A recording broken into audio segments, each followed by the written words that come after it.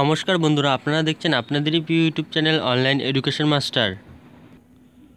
তো বন্ধুরা, ভিডিওটি শুরু করার আগে প্রথমেই আপনাদের জানিয়ে রাখবো যে বিভিন্ন ধরনের চাকরি সংক্রান্ত খবরাখবর, গুরুত্বপূর্ণ স্টাডি ম্যাটার্স এমনকি বিভিন্ন ধরনের লেটেস্ট আপডেটগুলি পেতে ভিডিওটির নিচে থাকা এই লাল কালারের সাবস্ক্রাইব বাটনটিতে ক্লিক করে আপনারা অবশ্যই চ্যানেলটিকে সাবস্ক্রাইব করে নিন এবং পাশে থাকা বেল আইকনটিকেও প্রেস করে রাখবেন। এর ফলে কিন্তু আপনাদের কাছে খুবই তাড়াতাড়ি আপডেটগুলো নোটিফিকেশনের মাধ্যমে আপনাদের কাছে পৌঁছে যাবে।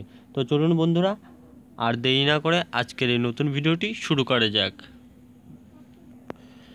তো বন্ধুরা, আজকে আমরা এই ভিডিওতে আলোচনা করব যে ফুড এসআই হয়েছিল, পিএসসি ডাব্লিউপিএসসি কন্ডাক্ট করেছিল ওয়েস্টবেঙ্গল ফুড এসআই এক্সামিনেশন। তো সেই এক্সামিনেশন নিয়ে কিন্তু আজ আমরা আলোচনা করব। তো দেখুন, এই খবরটি উঠেছে আজ বিকেল নামক একটি অনলাইন ওয়েব পোর্টালের মাধ্যমে। তো দেখুন, এখানে বলে দেওয়া রয়েছে যে এসএসসি প্রার্থীরা অনশন করেও এখনও চাকরির বাজারে লাভবান হতে পারেননি।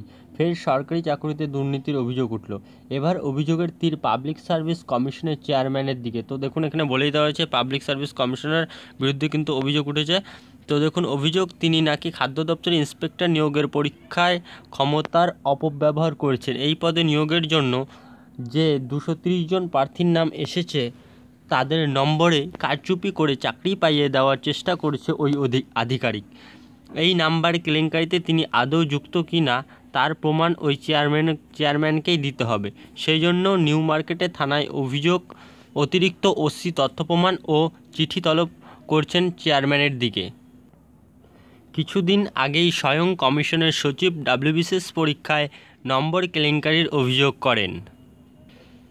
তারপরে দেখুন, এখানে বলে দেওয়া হচ্ছে যে এতে পিএসসির এক কর্মীর নাম জড়ালে তার বিরুদ্ধে টালিগঞ্জ থানায় এফআইআর দায়ের হয়।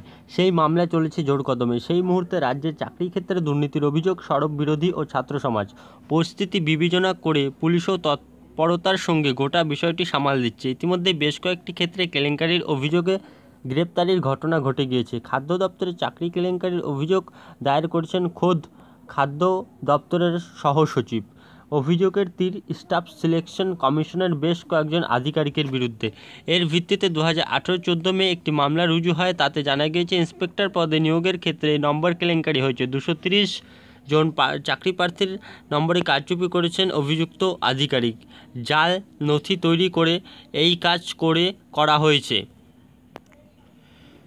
অভিযুক্ত আধিকারিকদের বিরুদ্ধে ভারতীয় দণ্ডবিধির এইসব ধারায় কিন্তু মামলা রুজু করা হয়েছে।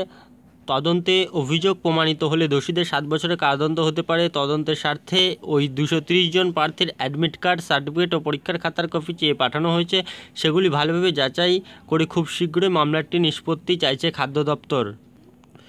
তো বন্ধুগণ, এটি কিন্তু ছিল আজকের একটি গুরুত্বপূর্ণ আপডেট। খাদ্য দপ্তর নিয়োগের ক্ষেত্রে কিন্তু একটি কেলেঙ্কারি উঠে এসেছে আপনাদের সামনে।